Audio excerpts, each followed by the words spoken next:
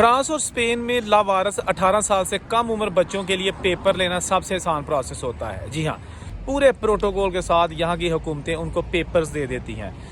जिनकी एज 18 साल से कम होती है वो इन मुल्कों में आते हैं, फ्रांस हो या स्पेन या कुछ और भी यूरोपियन कंट्रीज़ है। तो वहाँ का स्कूल उनको एडमिशन देता है, उनकी तालीम, तरबियत, खाना, कपड़े, जूता सब कुछ लेके देता है। और जब तक उन बच्चों की 18 साल तक उम्र नहीं होती वो उसी स्कूल के बोर्डिंग हाउस में रहते हैं। इसके साथ साथ उनको तालीम भी दी जाती है, ज़ुबान सिखाई जाती है और साथ ही फिर हुनर भी सिखाया जाता है, ताकि जब 18 साल के बाद ये मार्केट में बाहर जाएंगे, फील्ड में जाएंगे, तो इनके पास कोई काम करने के लिए कोई स्किल हो।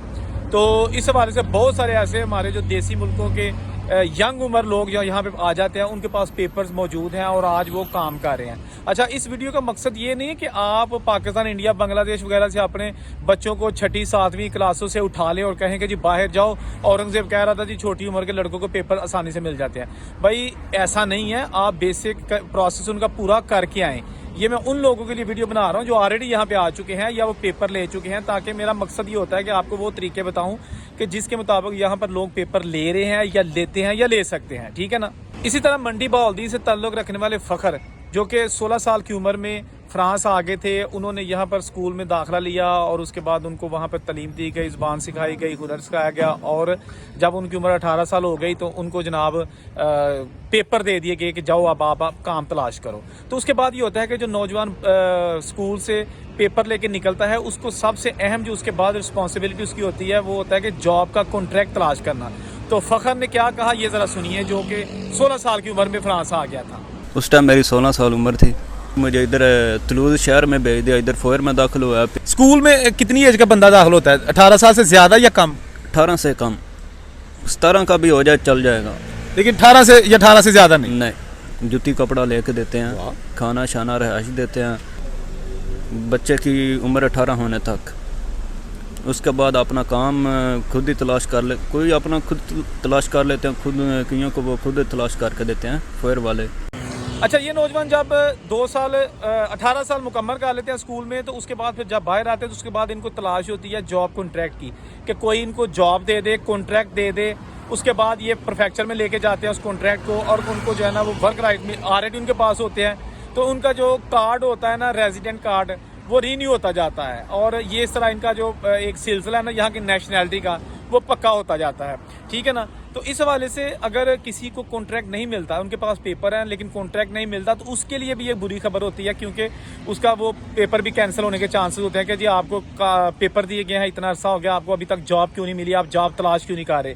लेकिन यहाँ पर फ्रांस में बहुत सारे ऐसे अदारे भी मौजूद हैं जहाँ पर आप जॉब के लिए अप्लाई कर सकते हैं। यानी ऐसे अदारे जो न्यूट्रल गवर्नमेंट के या सेमी गवर्नमेंट के अदारे हैं, वहाँ आप जाएँ जी मैं बेरोजगार हूँ, मुझे जॉब चाहिए, तो उनके लिंक्स होते हैं बड़ी बड़ी कंपनी के साथ, बड़े बड़े जो स्टोर्स होते हैं उनके साथ, और फिर वो उनको लेबर प्रोवाइड करते हैं। जब वो उनको लेबर प्रोवाइड करते हैं तो इसका मतलब है कि वो कंपनी वाला इनको जॉब कॉन्ट्रैक्ट भी दे देगा। जॉब कॉन्ट्रैक्ट लेने के बाद वो जनाब पैसे भी कमाते हैं और उसके बाद बाइज्जत रोजगार उनका लग जाता है और एक मुअज़्ज़ज़ सिटीजन जो बन के यहाँ पे ज़िंदगी गुजारते हैं। हर साल गैर कानूनी तरीके से यूरोप आने वाले लोगों की तादाद बढ़ती जा रही है। ज़रूरी नहीं कि ये पाकिस्तान से ही आते हैं, इंडिया से भी आते हैं, बांग्लादेश से भी आते हैं, नेपाल से भी आते हैं, श्रीलंका से भी आते हैं, ईरान, अफगानिस्तान, तुर्की के रास्ते होते हुए ये यहाँ पहुँच जाते हैं। उसके बाद ये किसी भी अपने पसंदीदा मुल्क जहाँ ये इजी पहुँच सकते हैं, इटली, फ्रांस, जर्मनी, स्पेन वगैरह, बेल्जियम, तो वहाँ जाके अपने पेपर्स का प्रोसेस शुरू कर देते हैं। पेपर्स इनके पास होते नहीं है, सबसे पहले तो मोस्टली जो है ना वो अजील करते हैं, असाइलम का प्रोसेस शुरू कर देते हैं। बाज़ मुल्कों में इनको रहाइश भी मिल जाती है और पैसे भी मिलना शुरू हो जाते हैं घर बैठे, जब तक इनके केस का फैसला नहीं होता।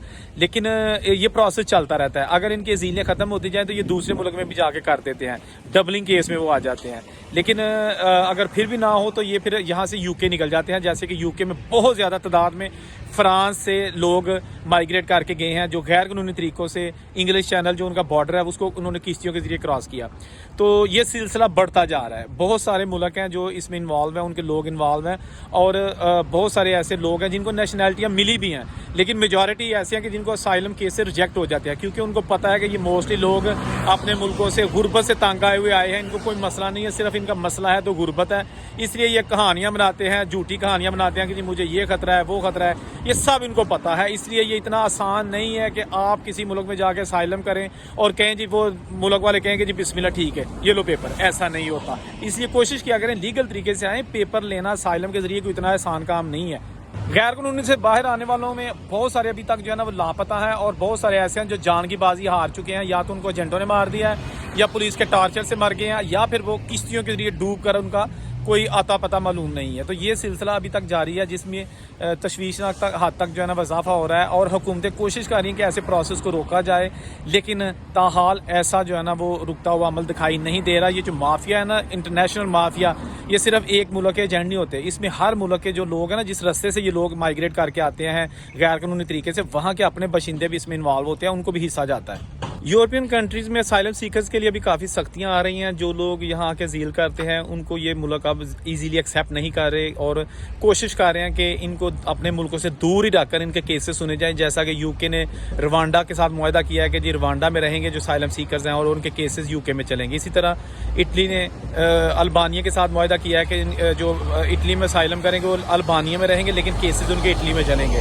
ابھی جرمنی بھی یہی کچھ سوچ رہا ہے. تو ابھی جو یورپی یونین کے الیکشن ہوئے ہیں اس میں بھی جو جماعتیں جیتی ہیں نا, ان کا بھی یہی موقف ہے جو اسائلم سیکرز ہیں, ازیل کرنے والے پناہ گزین ہیں, ان کو ڈسکریج کیا جائے, کیونکہ یہ تعداد بہت بڑھتی جا رہی ہے, اور جو یورپین کنٹریز ہیں وہاں کی اکانومی پر بھی بہت برا اثر پڑ رہا ہے, جس کی وجہ سے اب کافی سختیاں ہو رہی ہیں. اس لیے آپ کوشش کیا کریں کہ لیگل طریقے استعمال کیا کریں. اور تو یہ چھوٹی سی ویڈیو تھی, اورنگزیب کو اجازت دیجیے. اللہ حافظ.